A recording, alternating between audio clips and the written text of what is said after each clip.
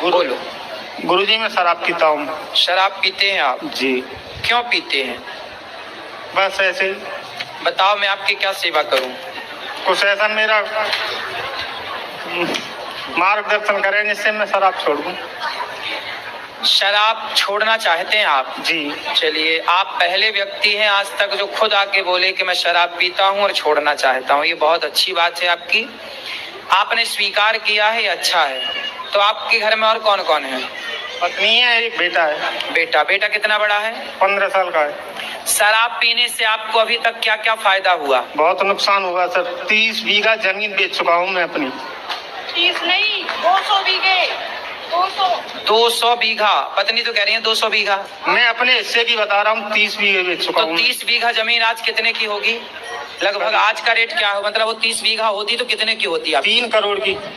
3 करोड़ की? जी। 3 करोड़ की जमीन आप बेच चुके हैं शराब के चक्कर में। जी। और अभी अब कितनी बची है जमीन? 20 बीघे। अभी 20 बीघा और बची है। जी। तो उसको भी बेचने का मन है? नहीं, वो तो मैंने पत्नी के नाम कर दिया। बहुत सुंदर। जबरदस्ती करवाई है गुरुजी, करी नहीं है, मेरे पापा ने करवाई है। नहीं, अच्छा किया, सब कुछ अपने नाम करवा लो। घर भर और है? सब इन्हीं के नाम है। गुरुजी मेरी मेहनत का इनका कुछ नहीं है, ये एक घर नहीं चलाते, मैं चलाती। नहीं तो जो 20 बीघा जमीन हुई है वो आप? नहीं, वो ससुराल तक। हाँ तो फिर वो तो है, ऐसा सब आप ही ले लो, सब कर लो। इनका भी थोड़ा धन्यवाद दियो कि तुम 20 बीघा जमीन दिए हो। सुनो, शराब पीना आपके लिए कितना भारी पड़ा कि आपने 30 बीघा जमीन, अब आप ना 30 बीघा जमीन खरीद के दिखाओ जरा। नहीं खरीद सकते हो? नहीं। खरीद सकते हो? नहीं। नहीं, आप खरीद नहीं सकते 30 बीघा जमीन, लेकिन शराब के चक्कर में आपने 30 बीघा जमीन बेच दी। आज वो 3 करोड़ की थी, मतलब आप करोड़पति हैं जी। पर शराब पी के आप रोडपति होने जा रहे थे। वो तो आपकी पत्नी ने आपको बचा लिया। धन्यवाद देते हैं पत्नी का? जी। थैंक यू नहीं करते? लड़ते हैं पत्नी से? नहीं, मैं नहीं लड़ता हूँ। नहीं लड़ते? नहीं। लड़ाई नहीं होती आप दोनों की? यही लड़ती हैं, मैं नहीं लड़ता हूँ। मैं शराब पी के आता हूँ तो ये लड़ती हैं, मैं चुप हो जाता हूँ। तो आपके पास तो कोई ऑप्शन ही नहीं है चुप होने के सिवा। जी। करोगे तो करोगे क्या? अच्छा ये बताओ, शराब कब छोड़ोगे? हमें तारीख दे दो।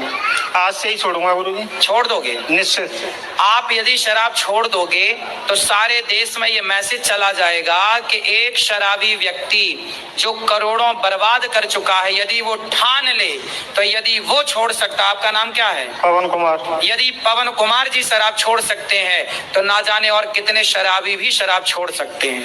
सारा शराबियों को ये मैसेज जाएगा, सारे शराबी फॉरवर्ड करेंगे आपकी इस वीडियो को। तो सबको आप मैसेज देना चाहते हैं? जी। सबके आइकॉन बनना चाहेंगे? जी। सबके आइकॉन बनना चाहेंगे? जी सर। सबके लिए आप प्रेरणा स्रोत बनना चाहेंगे? जी गुरुजी। तो आप सबके प्रेरणा स्रोत बनिए और शराब बिल्कुल मत। अच्छा, आप शराब पीने का मन हुआ तो क्या करोगे? नहीं पिएंगे सर। मन होगा तो कंट्रोल करेंगे मन को। और अब नहीं पीना? जी। और पत्नी की बात मानना। जी। आपकी पत्नी बहुत अच्छी है? जी। अच्छी है कि नहीं? अच्छी हैं। ऐसा आपको लगता है ना? जी। अब आप बात कराओ पत्नी से। जी गुरुजी, राधे राधे। राधे राधे। आपके चरणों में मेरा कोटि कोटि प्रणाम। खुश रहिए। गुरुजी, आज मुझे आपको देख के बहुत खुशी हो रही है। मैं कितनी बार वृंदावन आई लेकिन आपसे नहीं मिल पाई।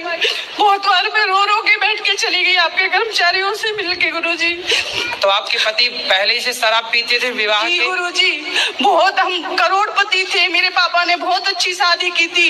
मेरे पापा गवर्नमेंट जॉब में, मेरे भाई भी सब इंस्पेक्टर वगैरह। और ये करते क्या है? गुरुजी, ये पहले आड़त चलाते थे क्लास में। आड़त? जी गुरुजी, और इनके अंडर में 50 आदमी काम करते थे। हाँ। और 300 बीघा जमीन मेरे ससुर के नाम थी। और कुछ दिन तो मेरे जेठ वगैरह उन्होंने भी साथ दिया इनका, फिर वो भी साथ छोड़ गए। ये मेरा गोल्ड वगैरह भी निकालने लगे घर से।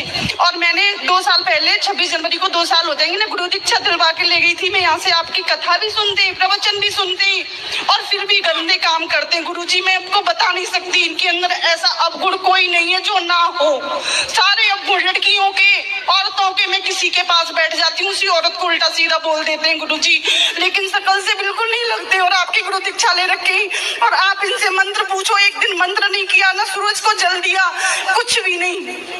क्यों? और गुरुजी अभी की बात बताती हूँ, मैंने इनके नाम पर जमीन अपने नाम करा ली, कुछ गोल्ड वोल्ड घर जो मैं मेहनत, मैं भी जॉब करती हूँ गुरुजी, तो मैं सब जो भी लेती हूँ अपने नाम से लेती हूँ, सही है। इनके नाम कुछ नहीं लेती हूँ। अब इन्होंने क्या किया है, आधार कार्ड और पैन कार्ड पे 1.5 लाख रुपए लोन ले लिया, पता नहीं कहाँ कर देते हैं। जब भी करते हैं 20-20 लाख, 5-5 लाख, 10-10 लाख कर देते हैं और चुप हो जाते हैं, कहते हैं शराब में पी लिया। गुरुजी कोई शराब आधार कार्ड से लोन मिल जाता है? गुरुजी पता नहीं कैसे मिल गया, भगवान जाने, इन्हें 1.5 लाख की लोन मिल गई है इन्हें। अरे भाई, सरकार को ऐसे आधार कार्ड पे लोन नहीं और देना। सब लोग ये कहते हैं कि बहुत सीधे हैं, बहुत अच्छे हैं, बहुत सीधे हैं, सब लोग यही कहते हैं शकल सूरत से। पर अब तो सीधे हो गए, कह रहे हैं शराब नहीं गुरुजी झूठ बोल रहे हैं, अगर ये छोड़ दें। और मैंने आपकी कसम खाई थी 4 महीने पहले, मैं गुरुजी की कसम खा रही हूँ, जब तक गुरुजी नहीं बोलेंगे मैं जब तक कुछ तुम्हें स्पर्श नहीं करने दूंगी अपना।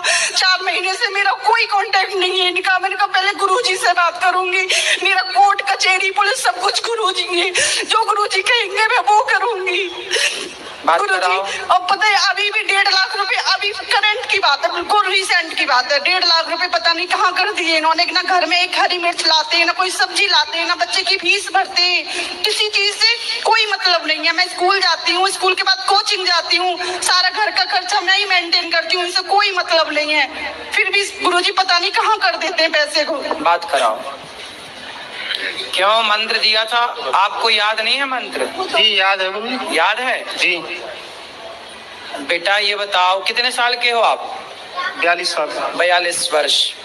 शराब पीकर अपनी जिंदगी तहस नहस करके क्या पाओगे? कितना बड़ा बच्चा है आपका?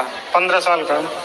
बच्चों का जीवन ना बिगाड़ो, अच्छे बन के दिखाओ, समाज में बहुत अच्छे काम करो, है ना? समाज की सेवा करो, मानव जाति की सेवा करो। दिन आपने शराब में इतने सारे पैसे उड़ाए, आपने किसी भूखे को रोटी खिलाई होती, प्यासे को पानी पिलाया होता, तो आपका लोक परलोक, आपके पितर भी तर जाते आपके पुण्य से। अब आप मुझे पक्का प्रॉमिस करो कि शराब नहीं पियोगे। गुरुजी प्रॉमिस है, मैं शराब नहीं पीऊंगा। शराब नहीं पिएंगे? नहीं पीऊंगा। और देखो, लड़ाई झगड़ा भी नहीं करना चाहिए। मांस खाते हो? नहीं नहीं गुरुजी, मांस मैंने आज तक कभी नहीं खाया है। चलो ठीक, नहीं खाते, ये बहुत अच्छा है। शराब नहीं पीना है। अब हम मान लेना कि आप नहीं पियोगे, नहीं पिएंगे सर। विश्वास तो नहीं तोड़ोगे? नहीं तोड़ूंगा। चलो, शराब से अलग जो और काम है सर गुरुजी वो पूछो। और क्या अलग काम है शराब से? और कोई काम नहीं है गुरुजी, जैसे- इनके भ्रम है इनके अंदर। बिल्कुल वहम नहीं है गुरुजी, बिल्कुल सही है वो। मैं केवल शराब पीता हूँ, और कोई मेरे अंदर कोई ऐब नहीं है। चलो, आपके अंदर कोई गुण ना हो, भगवान से हम यही प्रार्थना करते हैं। जी। लेकिन अब नहीं पीना? जी गुरुजी। पक्का वादा? पक्का वादा। बोलो, हे बिहारी जी, हे बिहारी जी, आज मैं आपके धाम में प्रतिज्ञा करता हूँ कि कभी शराब नहीं पीऊंगा, शराब नहीं पीऊंगा, मांस नहीं खाऊंगा, पराई स्त्री को गंदी नजर से कभी नहीं देखूंगा, अपने परिवार का पूरा ख्याल रखूंगा।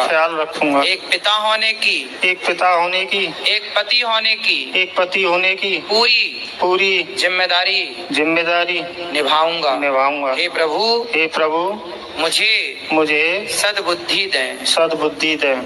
अब आपने प्रतिज्ञा कर ली, अवश्य निभाना, ठीक है? जी गुरुजी। खुश रहिए। राधे राधे महाराज जी। हाँ। आपके चरणों में मेरा प्रणाम। खुश रहिए। मेरा प्रश्न यही है कि जब मासिक धर्म आता है ना, तो जो भी 4-5 दिन के लिए हम कपड़े पहनते हैं, तो वही कपड़े पहन के हम भोग चढ़ा सकते हैं, कि भोग बना सकते हैं? नहीं, उस मासिक धर्म के दौरान हमें मानसिक पूजा करनी है। नहीं, उस समय हमें भगवान जी के लिए मानसिक भोग लगाना, मानसिक पूजा करना। हमें उस समय भोग का दूर से दर्शन कर लेना, स्पर्श नहीं करना। वही ड्रेस पहन के हम बाद में पूजा नहीं, जवाब देखो, ऐसा है कि जो कपड़े मैंने आज पहने हैं, अब ये कपड़े मैं धुलूंगा तभी ये दोबारा पहनने के लायक है। आप एक कपड़ा जो पहन लें उसको यूज दोबारा तब करें जब धुल जाए, यही एक परंपरा है, शुद्ध परंपरा। मैं वही कि पूछ रही कपड़े हूँ कि धुल मैं कर, बाद में वही कपड़े धो हाँ, के पहन के पूजा कर सकती हूँ, बिल्कुल वही भोग कपड़े बना सकती हूँ। वही कपड़े धुल कर। लेकिन कोई बोलता है कि वो अशुद्ध होता है। ना, धुल लिया ना, और शुद्ध एक हो गया। क्वेश्चन है, जब हम सुबह जो ब्रेकफास्ट बनाते हैं, तो मैं थोड़ी बाद में पूजा करती हूँ कि मेरे हस्बैंड ड्यूटी जाएंगे, बच्चे जाते हैं स्कूल, तो मुझे 7:15-8 बज जाता है पूजा करने में। जी। तो उन लोगों को तो ब्रेकफास्ट करके जाते हैं वो, तो वही मैं ब्रेकफास्ट जो रोटी सब्जी बनता है मैं वो भोग चढ़ा सकती हूँ। वो पहले भोग लगा दो, फिर बच्चों को टिफिन में दो। जल्दी जाते हैं ना। हाँ तो जल्दी चढ़ा दो ना। आप जल्दी नहा के सबसे पहले भगवान जी 5 बजे तो उठ जाती हूँ मैं। हाँ 5 बजे उठ के सबसे पहले फिर नहा 7 के, बजे स्कूल का बस होता है। आप जल्दी से उठ के नहा के और पहले भगवान जी को फटाफट नहला दिया करो, बाद में पूजा करना विस्तार से। पहले भगवान जी को जल डाल के नहला दिया, श्रृंगार भी बाद करना, टॉवेल लपेट के बिठाल दो भगवान जी को। हाँ। श्रृंगार बाद में, पूजा बाद में, बिठाल दिया ना, और उसके बाद जल्दी जो बना पहले भोग लगा दो, भोग लगा के बच्चों को पैक कर दो। ओके। राधे राधे गुरुदेव। राधे राधे। सर्वप्रथम आपके श्री चरणों में नमन। खुश रहिए गुरुदेव, मैं आपके लिए सबसे पहले कहना चाहूंगा कि मैंने काफी समय से मैं यात्रा पे हूँ, पैदल यात्रा पे। प्रभु की प्राण प्रतिष्ठा के बाद मैं पैदल यात्रा पे माटी लेके शहीदों की निकला था। गंगा घाट पे जगह जगह जाके मैं स्नान करा रहा हूँ। मैं कई मंचों पे अभी तक गया हूँ गुरुदेव, 4-5 अधिक तो मंच भारत के जो बड़े बड़े मंच है जहाँ मैं पहुंचा, परंतु जिस भाव से मैंने आपके मंच पे सेवा देखी है गुरुदेव, मैं साक्षात को नमन करता हूँ और पूरे भारत के सबसे बड़े मंचों को बताना चाहता हूँ गुरुदेव जी अपने माध्यम से कि ऐसा निस्वार्थ भाव मैंने इस देश के किसी भी मंच पे नहीं देखा। बागेश्वर धाम धीरेन्द्र शास्त्री जी के यहाँ भी मैं गया हूँ, उस मंच को भी मैंने करीब से देखा है प्रभु आपकी कृपा से, और 3 दिन वहां में रहा, परंतु मैंने आपके जैसा मंच नहीं देखा। दूसरी चीज गुरुदेव जी, मैं स्वार्थ भाव में कोई सवाल आपसे करना नहीं चाहता, परंतु देश हित में मैं आपसे सवाल करना चाहता हूँ, क्या मुझे आज्ञा है? हाँ हाँ करिए। गुरुदेव, मैं 140 करोड़ हिंदुओं से पूछना चाहता हूँ, क्या शरिया कानून लाना चाहते हैं कि भारत में, या वक्फ बोर्ड का जिस प्रकार का कानून है, क्या संविधान पढ़ा हुआ है हमारे देश के सभी लोगों ने, सभी हिंदुओं ने, कि किस प्रकार से आज हमारे देश की दुर्दशा है। प्रभु, जहाँ मेरे आज बैठे हैं अयोध्या सरकार, चलो ठीक है हो गया हमारा, हम लड़े थे कट्टर हिंदू, अपने बचपन से हमने श्री राम की जय घोष की थी, तो आज हमें वो दिन मिल गया प्रभु का। आप पैदल यात्रा से कहाँ जा रहे हैं, कहाँ के लिए पैदल यात्रा? बेटा माइक ठीक कर लो थोड़ा, ओ छोरा, ओ पंचायती, ए ठीक कर ले लाला, माइक गूंज रहा है, थोड़ा कम कर। हाँ, आप पैदल यात्रा के लिए कहाँ से कहाँ जा रहे हैं? मैं चारों धाम पैदल यात्रा पे हूँ गुरुदेव आप जी। कहाँ से हैं रहने वाले? मैं ग्वालियर से बिलोंग करता हूँ। फिर आप कहाँ जाना चाह रहे हैं? मैं चारों धाम, अभी मैं प्रयागराज जाऊंगा, प्रयागराज के बाद काशी विश्वनाथ, काशी विश्वनाथ के बाद गुरुदेव हरिद्वार जाऊंगा, हरिद्वार से मैं रामेश्वरम निकलूंगा। अच्छा जी। तो कितने दिन की यात्रा है आपकी? अभी तक गुरुदेव मैं 4 जनवरी से निकला हूँ, 9 महीने मुझे हो चुके हैं और अभी मैं चल रहा हूँ। अच्छा जी। तो आप पैदल पैदल पूरा भारत भ्रमण करने का मन बनाए हैं? जी गुरुदेव, मन नहीं है गुरुदेव, प्राण है, और निश्चित ही हिंदू राष्ट्र जब तक घोषित नहीं होता है जब तक मैं पैदल पैदल चलूंगा। आपके परिवार में कौन कौन है? मेरे परिवार में मेरे 3 भाई बड़े हैं, 1 भाई छोटा है, माता पिता हैं, 2 बहनें हैं, सब संपन्न हैं और मुझे सपोर्ट करते हैं। और आपका विवाह अभी नहीं हुआ है गुरुदेव, यही मेन पॉइंट है। तो आपका पढ़ाई लिखाई? मैं पढ़ाई लिखाई कर चुका हूँ गुरुदेव, 12 तक मेरी रुचि थी, मैंने 12वां पास करके उसके बाद मैंने ध्वजा उठाई है। मैं हिंदू राष्ट्र के लिए इस समय लड़ाई लड़ रहा हूँ क्योंकि मेरा देश खतरे में है और मैं देश में देश का क्या हित भारत देश को क्या खतरा लग रहा है? आपको क्या खतरा लग रहा है? गुरुदेव, मैं जिस प्रकार से आज की स्थिति देख रहा हूँ, प्रत्येक हिंदू देखे या नहीं देखे, परंतु मैं जिस प्रकार की आज की स्थिति देख रहा हूँ कि हमारा जो देश में वक्फ बोर्ड है, हमारे हिंदुओं का देश है, इसमें बंटवारा पहले से हो चुका था, उसके बाद वक्फ बोर्ड का गठन क्यों हुआ देश में?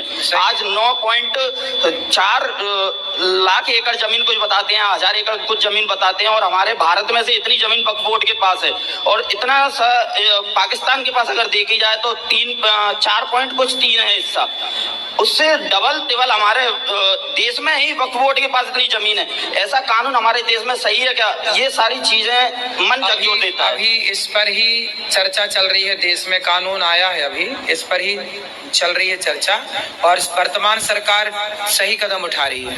दूसरी चीज गुरुदेव जी, हमारे देश में कई हिस्से ऐसे हैं जहां प्रभु श्री राम के जय घोष करने के लिए हमें रोका जाता है, और जो अल्लाह अकबर और जैसे कि ये शब्द बोले जाते हैं उनको कोई नहीं रोकता गुरुदेव। हमारे ही धर्म में, हमारे ही देश में, हमारे ही प्रभु को जय श्री राम घोष करने से क्यों रोका जाता है? और एक चीज, मैंने अयोध्या सरकार में तो प्रभु मन लगा के दर्शन किए, और मैं कहता हूँ कि मैंने प्रभु को देखा है, मैंने प्रभु के दर्शन ही नहीं किए हैं। वहां मुझे साक्षात मिले थे जो आज 9 महीने से मेरी मदद कर रहे हैं जगह जगह के कदम कदम पे। तो आज मैंने जब मथुरा दर्शन किए थे भूमि के, तो प्रभु मैं उस मन से दर्शन नहीं कर पाया था। प्रत्येक हिंदू क्या ऐसा सोचता है वहां जाके?